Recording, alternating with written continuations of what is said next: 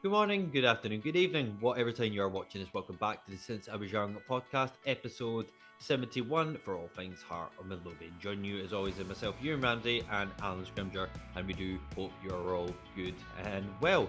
Your topics for this evening's podcast, of course, we're going to go through the last three games that Hearts have played, which are involving a 0-0 draw away to Livingston, a dreadful defeat to Rangers at Tynecastle, which ended in a 3-0 loss. And lastly, as we are recording this from yesterday's game against Dundee United, also at home, of course, at Tynecastle, where we came behind to win 3-1 and to take all 3 points. Obviously, throughout the podcast as well, we'll do a wee review on the transfer was a window in terms of the players that we've brought in and temporarily put out as well. And lastly, as well, we shall always fucking hell the fire going on out there. We shall lastly do a wee was a preview for the Scottish Cup fifth round against Hamilton away, and that is going to pretty much be your podcast for this evening. So we do hope you enjoy as always, and as always as well, if you're not subscribed to the Since I Was Young podcast via our YouTube page, please think about subscribing. Near enough 300 subscribers as well, and Alan loves to message me every time we get a step forward to that fucking 300 mark. So please just do it for him, not anybody else. Just do it for him, please. I'll stop bothering you when we get 300. That's a lie, sir, and you know it. So yeah, if you want to subscribe on that, that would be amazing. And if you want to reach out to us, to our socials as well, you are more than welcome to do so. All links will be in the description and on screen as always. So Alan, I think it might be a good place to start, since we're not long out of the month of January, to maybe go through, like, was it some of the transfers, and we can also tie that in to the first of three games that we're going to talk about today as well. So obviously we went to the monstrosity that is the Tony Macaroni Stadium with their state of the art pitch, and obviously was it like it ended in a 0-0 draw, and one of our three new signings, which was Yutaro Oda, started the game. Um, just to kind of start off on it, I thought it was a bit of an odd game for him to start, like sort of especially was a, like I said, with that genuinely god awful pitch as well, and obviously for the reputation that it comes with, like, like in terms of the Japanese league, like it's quite high. So we're hoping in the next was a season or two, huge things from him. So in that sense, do you think it was a wise game for Robbie to start him in? I don't know. I kind of said it to you that I'm not surprised that he started him, because I think there was some issues in terms of fitness and in terms of I think there was a bug that went through the squad as well, and Robbie was obviously resting some of the sort of senior players, if you want to call them that. So yeah, no, listen, we were talking the other week about the depth of the squad that we have and it being a good squad, and it is. But I did have my worries when I saw Oda on the team sheet, not because I thought he's not good enough, because he looks decent. He's shown little flashes so far, but like you say, the pitch and the fact that Oda seems to be quite a quick little player. I had visions of him pulling a hamstring or turning his ankle or something, just on that surface. So delighted he didn't do that, thankfully. Missed a big chance though. Missed a big chance. Yeah, I mean, when it came down to it, I mean, obviously, like sort of watching the highlights back, like there was. I mean, do you think it was a case of like a, like you just like was it miss a sitter, or there was like it was mainly He was from Keo? I think it was saying that he might have gotten nudge in the back, which was the only thing he did all day. But I mean, what like sort of like what was your thoughts like sort of on the missed opportunity? think it's one of those, like, if it was any other player, I'd be saying, oh, he really needs to score that, and he probably should have. And I think I'm gonna say it about Oda as well. I think he should have scored it, but there was some defenders near him, and I think I remember seeing an angle of it where he was kind of having his shirt pulled a little bit, so they might have maybe been off balance a little bit, or he just didn't read it properly. But yeah, listen, it's Oda is still very, very early days, and I feel like Oda's maybe more of a player for next season rather than Yeah. now. Obviously we'll see him now every once in a while, but he's got to get settled and adjusted, and obviously got to learn a bit of the language as well, I suppose. So, but no, listen, he's bright little sparks, but yeah, the chance that he missed was frustrating, and there you go. I've started it off. I'm early with the frustration Not today. even 5 minutes, sir. Not even 5 minutes. Well, on that front, like as well, I mean, we can't obviously um miss what was it, one of our two new was a signings as well, who I don't know. You could argue that he could have maybe done a lot better, like as well. Which, like we're obviously talking about was it Karan Cool, who has also shown like sort of with the flashes of brilliance, like as well. He got set up by Humphreys. You could argue like it was 1-on-1. Do you think that's maybe just down to like a bit of lack of experience like in front of goal, or again, do we just blame everything on that fucking pitch?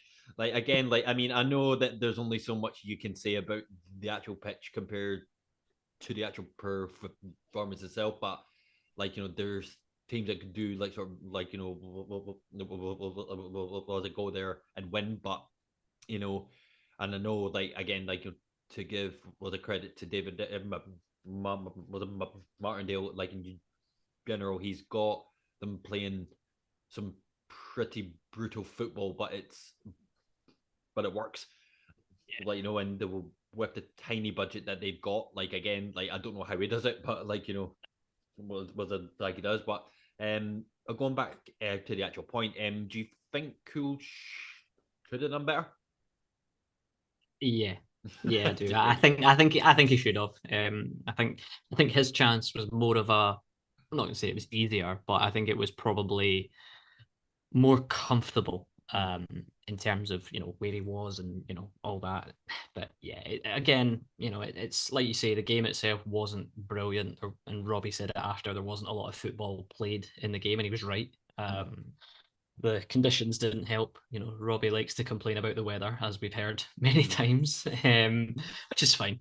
True, Um, but yeah, but like it's, as I say, Cool in particular is a player I'm very, very interested in seeing how we use him and how he kind of develops in the team, because obviously we'll talk about the other games that we've played in the last week shortly, but he's certainly improved as the games have gone on. But yeah, he should have done better with a chance, but I can let him off on that one. It's one of those games. The game itself was annoying. Livingston are a decent side, to be fair. They're up there. I think they're still fourth at the moment. I might be wrong, depending on what this weekend's results were, but they were closest to us at the time of the game. We've said it many, many times that we should be going to grounds like that and taking away 3 points every week. But with that situation, with injuries that we had, with players that weren't playing, the likes of Snodgrass in particular, you kind of look at it and go, well, a point is okay. It yeah. moves us a point further ahead of them, So there's elements of that. But I was annoyed about the Livingston result. But then when you watch it, you just think actually probably didn't deserve to win it. But if we'd taken those two chances, we would have. So that's kind of where the line is. True, actually, man. I mean, just kind of like you said there as well. Like, obviously, we was talk about the two other games. I believe I'm right in saying that. Was it the Livingston game that Cammy Devlin went off after a half an hour? Yeah. Yeah. And just to kind of tie that in with a point of like both the Devlin and was it in Snodgrass being very like sort of like important in the squad itself. It was just a question I did want to ask you, like like in that like like sort of the guards. So, for like example, if you were to take one of them out of the team, or both as well, or like with like sort of with like Cameron Devlin with like getting injured as well. Do you feel as if it's kind of the same sort of scenario where we're heavily reliant on them in terms of like to win the ball back to start? Was it was it like a right replay in the same sense that throughout last year we were heavily reliant on voice, like to actually score goals, and in the was it in the event where if he got injured, pretty much we were fucked. Yeah, yeah. I think it's fair to say that. I think it's funny because we've kind of played this 3-4-3 system for a while, or it seems to be kind of variations of it. It can be a 5-3-2 or a whatever that was against Rangers. One But one eight. yeah, oh god, but yeah, the Devlin and Snodgrass midfield is kind of as complete a midfield as you'd want it to be in terms of a pairing. I think we've been blessed with Benny and Devlin as a two. Then Benny gets his injury, and then it's Snodgrass and Devlin, and you're thinking, yeah, they get on and they work well, and it seems to work the way that they play. There was an interesting, like you're talking about, like the midfield kind of dynamics of all the players that we have, and I don't know if you saw it, but there was an interview that Keogh did after I can't remember, if it was after the Livingston game. I feel like it was. Another one of your frustrating players, sorry. Yeah, look, it was. I wasn't impressed with him against Livingston, as I've not really been overly impressed with him. But I cut him some slack, and I don't go heavy in on him as much as I'd quite like to. I do retain myself sometimes. um, but he basically gave an interview that basically said it's not as if I'm playing like shit, and it's there's an element of that, and like we've spoken about it before. Like this is a guy that I think has come in and hasn't really settled yet. I don't think. No. Um, and I think as well, like maybe from a supporter's point of view, we're maybe being a bit harsh in terms of thinking this guy, what does he do? What does he bring? What is he? Is he a Devlin? Is he a Benny? Is he a Snodgrass? Is he a Herring? And maybe we have to kind of come to the conclusion that he's none of those things. And it's like maybe he's not got a partner that works in the midfield with him like Devlin and Snodgrass do, maybe. And that's maybe as much of a defense of Keogh as I can give him. But he played, we'll talk about him after, but he came off the bench at halftime in the Rangers game and looked not too bad in the second half. But yeah, like the midfield is a massive part of how we want to play. If you've got Devlin, who's the little terrier that runs around and wins the ball back, but we also said it during the Rangers game that Devlin's the sort of person that would free up the space for Snodgrass to play. And obviously he didn't play against Livingston, so we lacked a bit of creativity. We spoke about it last week about being dependent on Snodgrass when it comes to creating things, and I think in a general point, the last three games have kind of shown that in spells, that Snodgrass is a massive part of our creative like play, and when he's not there or when he gets marked, we need to find alternatives, and not having Devlin or Snodgrass is a bit like, right, okay, the dynamic of the midfield changes completely. Oh, yeah, 100%. I mean, so just to kind of like say, was it Keogh? What is it? If you're saying that he's not a Herring, he's not the Cammy Devlin, he's not a Snodgrass, where does it? I mean, just to kind of like put it into like a squad, like sort of the context, like does he fit anywhere? Like, and the fact that we paid was it like a six was a tiger fee for him, yeah. So it's not as We if did. like I would like to think that when Savage and the recruitment team was at the bottom, I'm sure that we just didn't go, oh, like, I was it Ewen? Oh, I. But like, I mean, so they must have saw something in him to actually was a round over here. Yeah, I like I think having different options and having different players that can do different jobs is a good thing. I just like you say, I'm not sold on Keogh, and I don't quite know what his job is. I think there's maybe an element of in fact, it was actually I'm just scrolling my phone looking for it just now. A friend of the podcast, Daniel McIver on Twitter, posted something, and I actually fully agreed with it. Well, I say fully agreed with it. I didn't quite fully agree with it, but We never fully agree with anything with Daniel. So no, to be fair, he kind of summed it up relatively well. He yeah. said, just to paraphrase, because I'm not going to read it out, he basically said he's never been amazing, but he's also never had a performance that makes him get abuse to the levels he should, or the levels he has, rather, Yeah. from fans. And, that's fair. That's fair. Daniel then says his position means he's never going to do flashy stuff. He's there to recycle possession, and he's been pretty decent at it. I agree to an extent. As I say, maybe we're being slightly harsh and comparing him to players that we already have. But I do think, like you say, and you're quite right to say it as well, I think the fact that we paid a decent fee for him kind of raises the expectations a little bit. Yeah. But, it's, as I say, he was certainly one of the ones that came out of the Livingston game not with pass marks, but not many of them did, to be fair. No, man, exactly. Well, just before we kind of move on into the was it to the Rangers game, just your kind of thoughts as well on our last transfer in a coming, which is like, of course, was a Bournemouth defender, James Hill. Obviously, this is a stepping stone for him, Alan. I will say that one more time, a stepping stone for him. Do you want me to walk off? Do you want me to walk off right now? Seriously. I will. I know it fuck you off, so hence why I'm saying it, man. But no, but like, I mean, to be fair, like, especially only arriving like a day or two after we signed him, and then essentially was it being thrown in to the starting lineup, and like, like he's kept his place ever since. Solid boy, I would say. Yeah. I think very solid so far, as you say. Long throw looks decent. Obviously, we already scored one goal from it, but yeah, a talented young defender. I do think we miss Halkett in terms of his organisation, but you're a young, I think he's 21, 22, whatever. He's not going to come in and do that, but he's certainly come in and filled a hole in that side of the defence.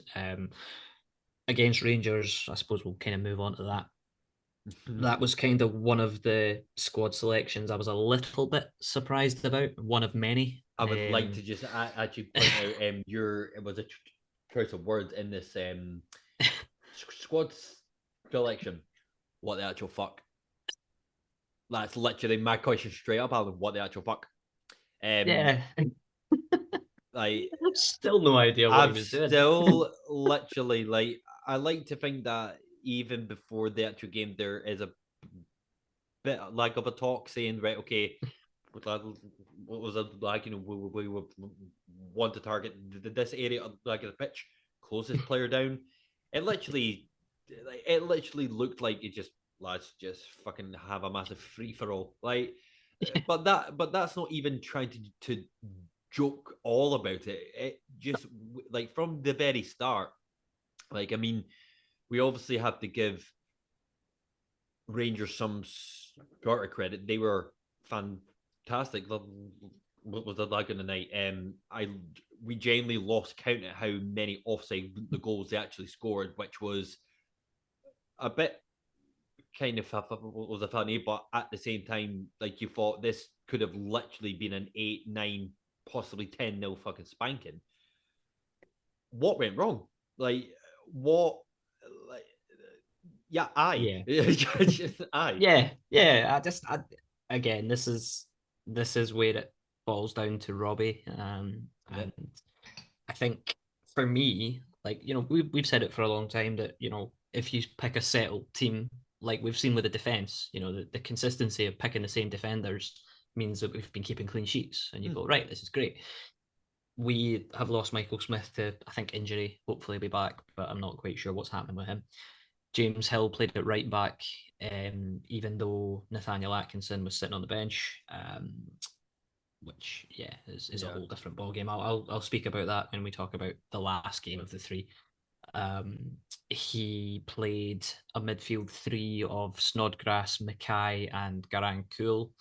Now, he said before the game that his intention was to go out and attack Rangers, and they found areas that they could pinpoint and try and exploit them. And it was obvious that Robbie was trying to make a point, and trying to say, right, you know what, we're at home. This is Tynecastle. This is an evening game under the lights. The place should be bouncing. Let's give them something to think about. Right. And very early, it just did not work.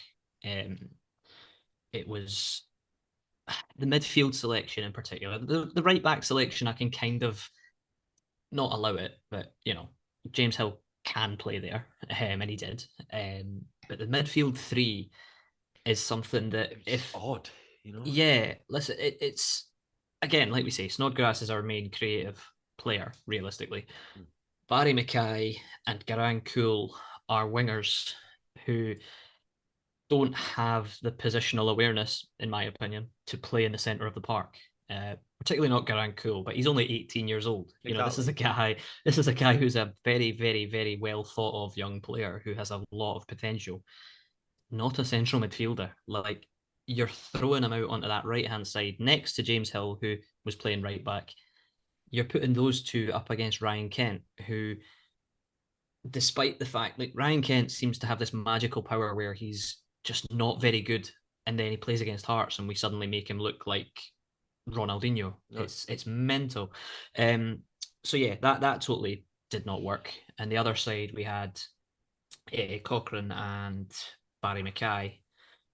No balance to that side either, which it was just suicidal. It was ridiculous selection. I don't know why. I have no idea why he did that, but there was obviously logic to it somewhere, you know. But yeah, we didn't have the ball for anywhere near long enough to be able to do anything. So, No. but like you say, I was talking to a Rangers fan not long after it, and they said it was probably the most positive or the most complete performance that they've had under Michael Beale so far. So, for as bad as we were and as much as we kind of handed it to them, they did take full advantage of it. 100%, Alan. I mean, just to talk a bit more about Robbie as well. I mean, I'm kind of make a point, and then I'm probably going to counter that point as well, like you're strange as it is. So, do you think that Robbie, in general, when he comes up against the Old Firm, whether he plays a straight five at the back, sits deep, but was it like invites the pressure and then just try to counter these teams that lag in the break, or it's going to be a case of when we do play some sort of attacking sense in the squad against these was it teams, we're just never ever are going to win, i.e. there's never going to be a majority of Hearts fans that are happy, because there's always one side to it in the sense, why are we playing the defensively? We should be going at them, or in this case here, we have some sort of attacking threat and it just doesn't work.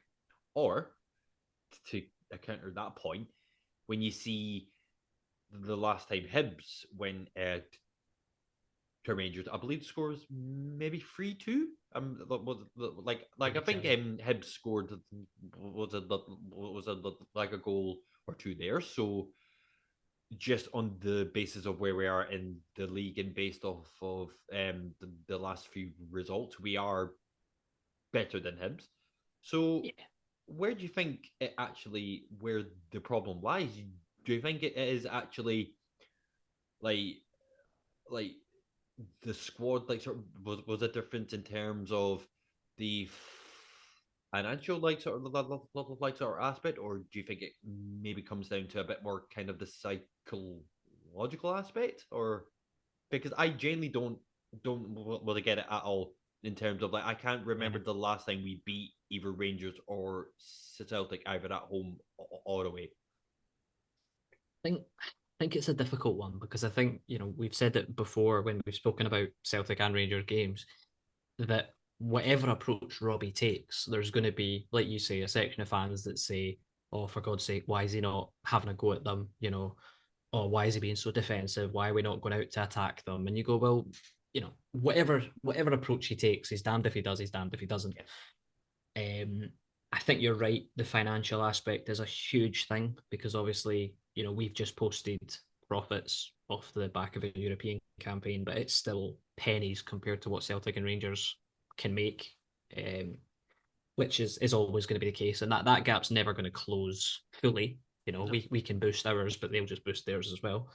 Um, but yeah, the thing that always gets me and the thing that always kind of irritates me, and I know irritates a lot of other people, and I understand why they do it because they have media duties to do, but you hear, like you mentioned it a few weeks ago about Toby Sibbick coming out saying, let's try and get closer to Rangers. We want to try and close the gap on Rangers. And then you hear Alex Cochrane coming out before the game saying, we want to get at them, we want to prove that we're better, we want to prove this, that, and the next thing. And it's like, I love that. I love to hear it, but it then serves as kind of like ammunition when we don't get anywhere near them, and that's what happened. That's what happened at Tynecastle. And I've always said it, and as have many others, that I just want to see effort. I just want to see 100% from the Yeah. players. If it comes down to the difference in quality, you can hold your hands up and go, look, Rangers have got millions of pounds worth of players on their bench. We don't have that. So you can make an excuse and say it's a quality gap, but the game, oh, it was just, we were so far off it. We barely laid a glove on them until the second half. I have to say, the second half, Robbie realised his system was not working, changed it a bit, gave Snodgrass a bit more support in midfield, and it seemed to get a little bit better. But we just couldn't keep the ball for long enough to do anything, which was a pain. But yeah, look, as I say, the biggest frustration for me, there we go, was we were just so far off them, and we showed them so much respect and just let them play. And I mean, before we kind of move on to the next thing, I'm just going to throw one in here. I don't know what has happened to Stephen Kingsley. I Yeah, I mean, you and me. Well, I mean, you and me talked about him because I believe it was his first full game back since was it like since was they coming back from an injury. Now, you know, Kingsley was really off it that game. Like was it as was like was it quite a few was it players, but I don't know why he just seemed to stand out like a bit more, and I think maybe why is because he's never like that. Now you also made the argument on the actual night as well, where like yeah, it was his first game back, like he's still to ease like sort of into it, but my argument to that is if you're fit enough to make the starting like sort of with the team, you should be on it. And I know that sounds a bit harsh, but like if we want to at some point try to compete with these teams, then like like you can essentially have an was it have having having half heart fucking hell have a half hours game, Jesus fuck, right. fair enough. Like what I mean, right, Aye, like so, and I think the same would be said for the majority like of the players as well. yeah, and I mean, you can talk about like the bench and the fitness and stuff like that. The midfield, like I've spoken about it already, but that midfield three that he started with made absolutely no sense, No. and made even less sense when you saw George Grant, Keomar Zoglu, Yeah. and Andy Halliday all sitting on the bench, and I'm thinking they're all midfielders. It was, yeah, the squad selection was a real strange one, but we just, whatever, as I say, the main thing is whatever the plan was, it didn't work. But listen, it's Rangers at Tynecastle. Like they seem to just play really well against us. We just seem to let them play. Um, Absolutely. but it was frustrating. Losing 3-0 was absolutely deserved. Could and probably should have been more.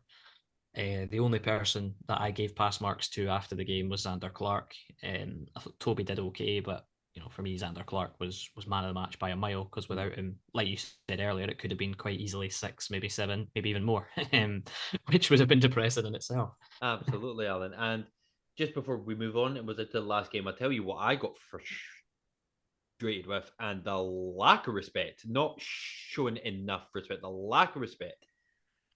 Just after talking about our we was it was a transfer Yataro Oda. Now, some Hearts fans may have seen in the dugout that he has an interpreter, which I think is great. And you see in the Hearts was a dugout, not only for the home side, but for the away end as well. These nice comfy car seats, a beautiful leather, beautiful colour, so the players can sit in the comfort all the way through the game. The lack of fucking respect for his man, the interpreter boy, because I don't know what was it like his name, had to sit in a fucking horrible, dingy, hard hospitality seat. Like, I'm sorry. If I was that boy, I would be saying, Lee, get the fuck out that seat. You're 3 for 2 break for fucker. No, honestly, like the lack of respect for that man. Like he had to just stumble up, like his arse was red raw. Fucking nah, mate. Like I'm sorry. Like, was it like if Hearts are going to start a next? Was it campaign or like a fundraiser for anything? We literally just had the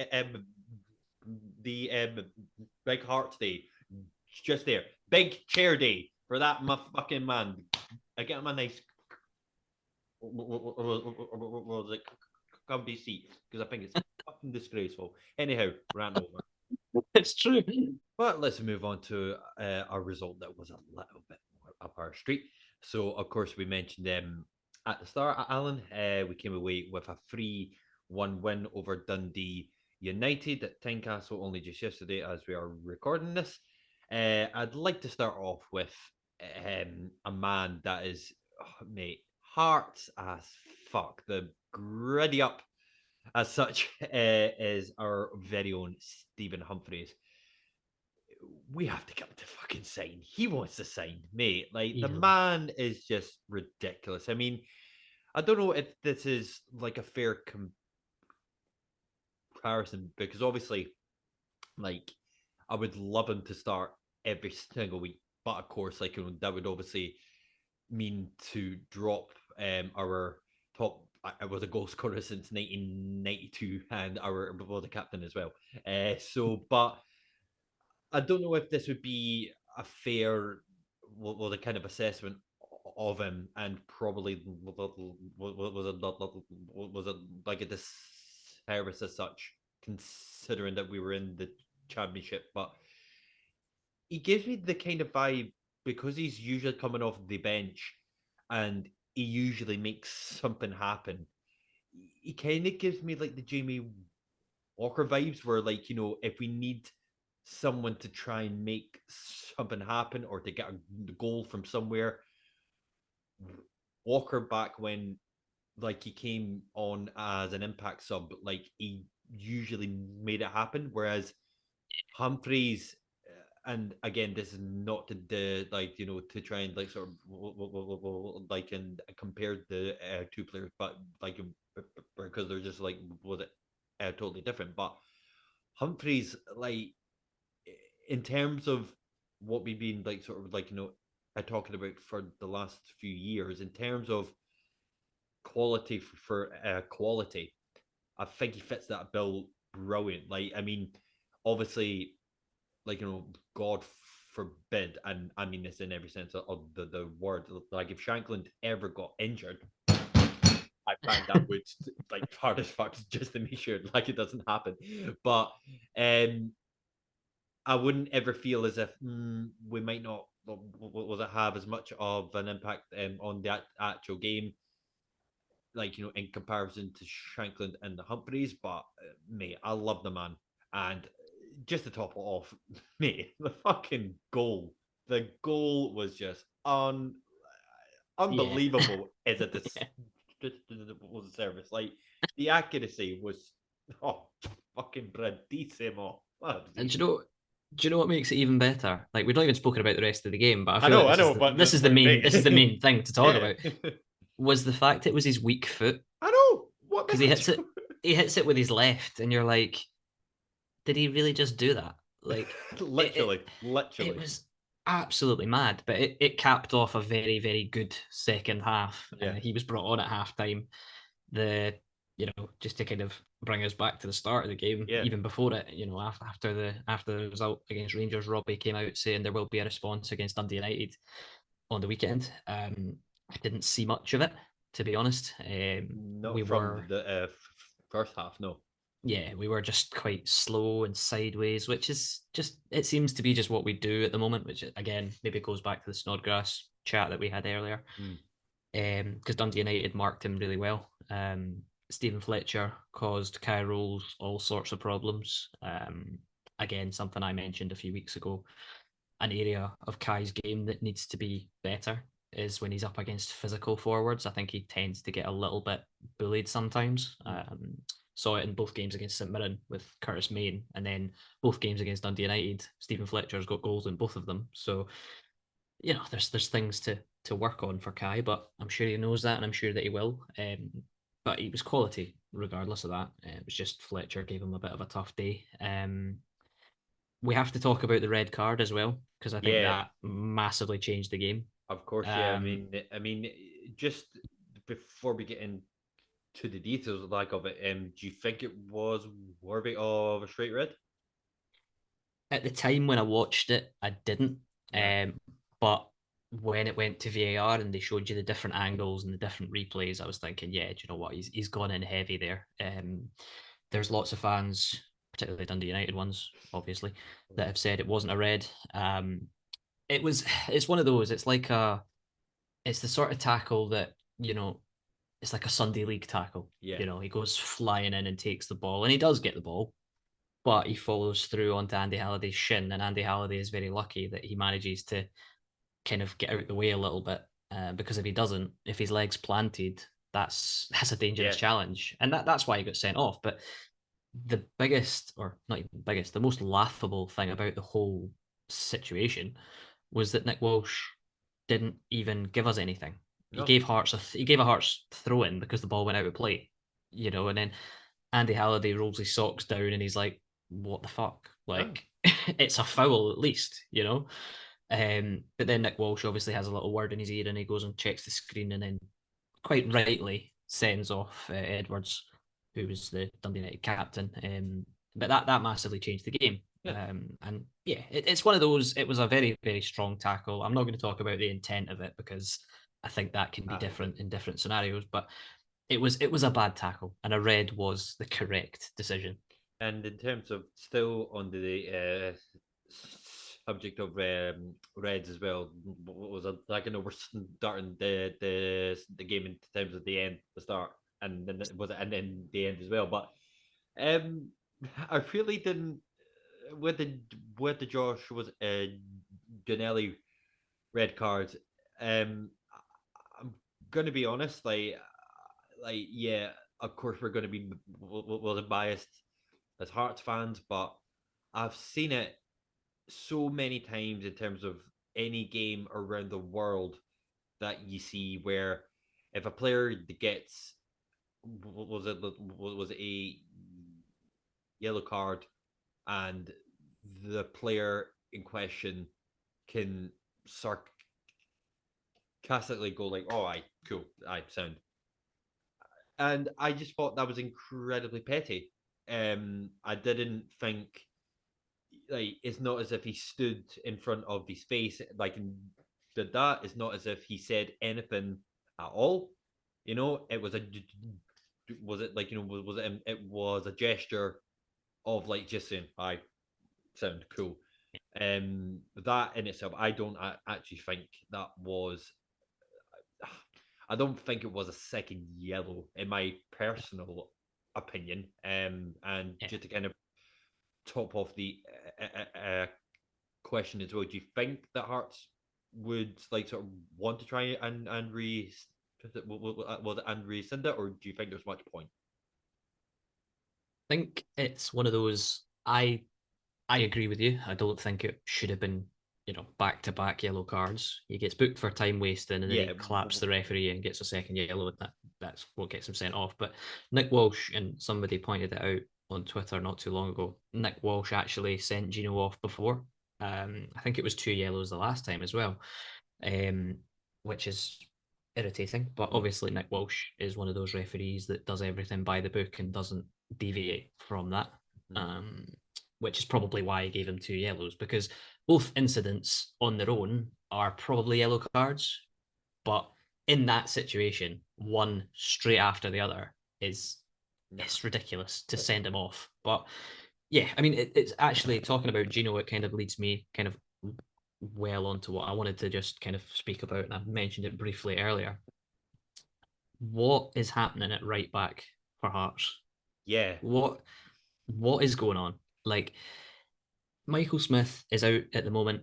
I'm not sure what his situation is. Hope he's back soon because we miss him. But we have now seen Ginnelly, who actually played quite well at right back when he aye. was put there against Dundee United when Robbie decided to make positive changes and brought on Cool to play on the right hand side and played Gino at right back. But anyway, we've seen Gino play right back. We've seen Alan Forrest play right back. We've not seen Nathaniel Atkinson play Yeah, right back. yeah, because you said that, I don't know how long it was ago, but I think in terms of the now four Aussies we brought in, he's probably the one that's not made the best impact. And like again, it could be like the same kind of situation as with Keo as well. Like maybe he's just not settled in to the Scottish game as well as they are free. But it just seems like Robbie doesn't favour him at all. Um, and I would argue as well that on the times that we played Forrest at right back, that makes me a tiny bit nervous as well because, like, I'm not going to get into it, but I don't think Forrest, especially for the last few months, has been on great form. And not to put a right back, which is his natural position, not to like to actually was it bring him on in the same sense that like with Keo as well. Granted, he's not played amazing, but he still got like sort of was brought on throughout those games as well. So do you just genuinely think that Robbie just doesn't fancy him, or do you think there's maybe been a bit more like kind of like behind the scenes as to why he's not like was a picked him? Don't know. I honestly don't Yeah, know because, like everybody says about Atkinson, that he's not the best defensively. no, He needs to yeah, work. He needs to work on that, and ah, that's true. That's correct. yeah, He's okay going forward, but you can't tell me that Alan Forrest and Josh Ginnelly, who are two forwards, are any better defensively than Atkinson is. no, I can't see it. I don't no, know the logic, but listen, it's we'll speak briefly about Hamilton at the end, but I feel like if Atkinson doesn't start at right back against Hamilton, then I'm sitting there going, that's they got to be undone. Like, can you know what I there's mean? there's got to be a reason. Like they can't keep leaving him out, in Yeah, yeah. favor of others. Um, just to kind of move away from that, I'll talk about the other fullback on the other side, Alex Oh, Cochrane. Alex Cochrane didn't start the game. Lots of people were a little bit annoyed about that, but yeah, um, he's started every game so far this season in the league. So, it was kind of just give him a rest, give him a yeah, break, which is absolutely fine. But he came on again. We've spoke about Robbie and his team selection against Rangers, but he got his substitutions right against Dundee United, and that was a big part of why we won the game. And Alex Cochrane coming on unlocked a certain Barry Mackay, who, which class, yeah, yeah, superb, playing in his slippers, Barry Mackay, oh, which was so outstanding. nice to see. Eh? So nice to Yeah, see. yeah. Well, it's like we talked about him before, and I think this playing him in behind a striker, trying to play him central, it's not where he plays. Like he's not a number 10. Barry Mackay's not a number 10. Barry Mackay's a winger. And when he's played on the wing, you see what he can do. And that, like, we speak about him not turning up for big games, and I get it. It's true. Everybody's saying it because it's the facts and the evidence is there. But he went and played out on the left hand side when Cochrane came on, and it was just like watching Barry Mackay of last season. The no look passes, the Barry Mackay, the Alex Cochrane goal, the little Yeah. pass that he plays in behind for Alex Cochrane was brilliant. And you just think that's what you want. That's the Barry Mackay that is more than capable of picking up Hearts as an attacking side, putting them on Absolutely. his back and carrying them to a win, which is what he did in the second half. He was outstanding. Yeah. And yeah, listen, I've said a lot about Barry Mackay in the last few weeks, and I still stand by that. Yeah. But to see that performance out of him playing in his natural position, it was just really, really nice. And you just think, please, just Robbie, keep playing him there. Just keep putting him there. Like I was calling for him to be dropped 2 weeks ago, and now I'm saying just keep playing him. Play him on the left wing. Stop fanning about with the system and the shape. Just play him where he should play. And Absolutely, man. do you know what I mean? It's yeah, it was just really, really nice to see Barry Mackay enjoying himself. Like you could see it, he was loving it, and it all happened when Alex Cochrane came on. Well, like exactly, and the fact that he made it. Well, I know when we got the equaliser, which just to point out was Lawrence Shankland's 21st goal against his old the club's 30 goals and coming, and yeah, man, exactly, and I believe that the cross did take a deflection, so would that still count as an assist? Not sure. I assume so. Aye, I assume so. But yeah, it's the goal itself. Shankland yeah, just doing what he fucking does, getting yeah. a goal out of nothing really. But yeah, yeah, phenomenal. That kind of set the tone, and then obviously the Cochrane goal, and then The freak goal, the freak goal. yeah. Have you? I mean, you'll have seen it by now, surely. And Aye. I feel like I feel like I talk about him every week. The commentary, the commentary. No way. No Oh, way. No I thought. way. Do you know what? I thought Jimmy was going to have a heart attack. Genuinely, I was Literally. worried. I was worried for the man's health. Just sitting there. No way. Oh, honestly. But yeah, I mean, I know we spoke about it earlier, but to even have the vision and the thought to do that, to Mate, try that, 56 yards, mate. 56 yards out. And Sky Sports had the fucking derogatory to say that it was only 35 yards out. Dix, Oh, if you watch the fucking game, he was in his own half. Like idiots, what? man, They're idiots. playing on like fucking was it on a 70-yard fucking was a pitch? Dickheads. Idiots. They don't have a clue. But No. I enjoyed the angles that I've seen of it was Oh mate, every Garang. angle. Did you Yeah, see yeah, it was just Garang standing Cool there, like it celebrating? literally as soon as he hits it, literally him just fucking standing up like that.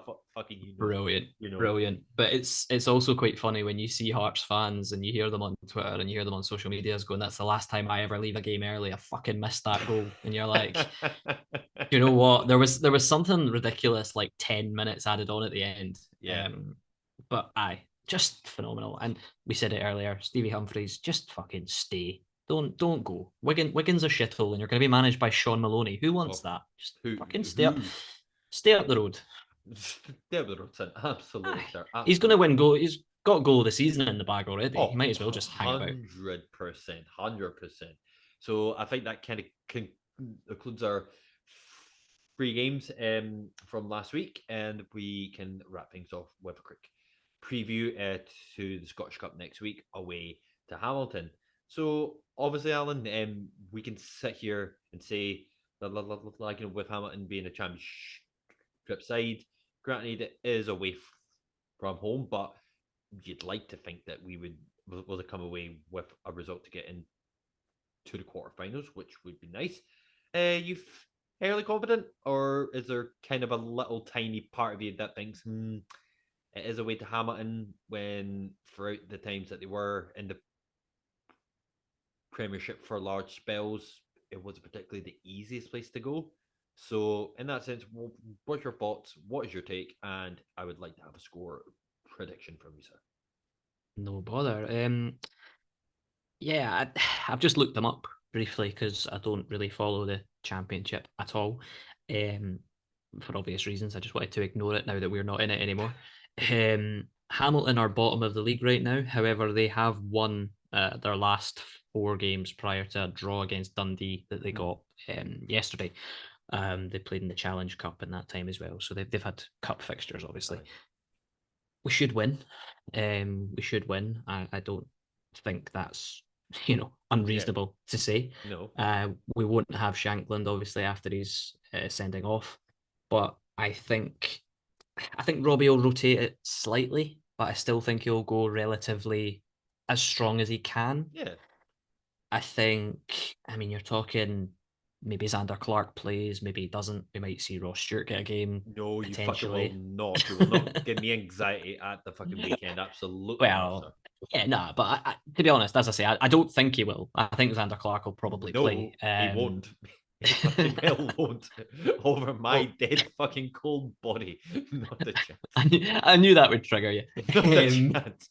We might see the likes of hopefully we see Atkinson at right back. Halliday might come back in. I would imagine he probably will. George Grant, who's done well off the bench recently. Stevie Humphreys will play. I wouldn't be surprised if Oda and maybe Cool played as well. Maybe rest Gino and Mackay, or play one of them and rest the other one. So yeah, no, I think we can win it. I don't think it'll be an easy one though. I think Hamilton will be out to try and upset us. But I'm gonna go for a 2-0 win. I'm gonna go for a 2-0. Reasonable, sir. Just, I mean, not that it makes a massive was the difference, but Connor Smith just recently went out on loan to Hamilton, if I'm right in saying as well, and because he's not played in any of the cup games, which was like, of course, the only one, which was like against Hibs, is he eligible to play? I'm not sure. I'm not too sure on that because I don't know. I think it would depend on if we agreed it when we agreed to the loan to send him out. But listen, if just while we're talking about it, I think it's a very, very good loan for Connor Smith. I think it's a good place for him to go, and if he plays every game, it'll be even better. But yeah, I don't know his eligibility for it. I don't know if he'll be able to play or not. I'd quite like to see him, to be honest, because I quite like him. He's fucking top player. But yeah, I do agree. With it should be a relatively straightforward win, but again, like with these, with the kind of grounds, and every time we played them up there, well, they were still in the top tier. Again, it wasn't the easiest place to actually go, but again, because they've been in the championship for a few years now, sitting was a bottom was it of the league, you'd expect a win. And on that very same note, I'm actually going to go for one better and go for a 3-0 win to Hearts to go into the quarterfinals. And as always, we would love to hear all your guys sort of was the predictions.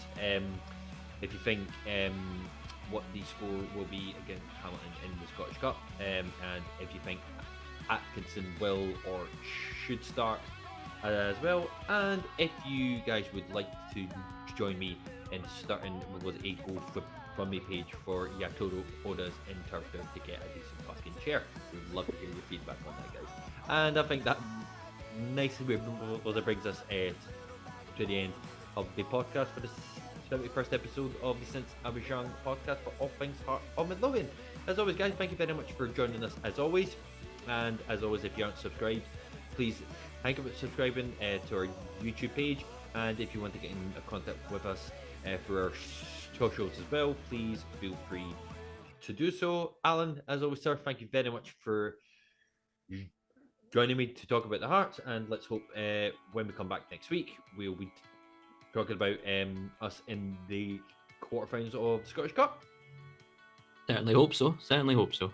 Lovely, sir. Lovely. Well, to all are going up to Hamilton next week. We do hope you have a good one. And from myself and Alan, we will see you in the next one. You take care. Bye for now.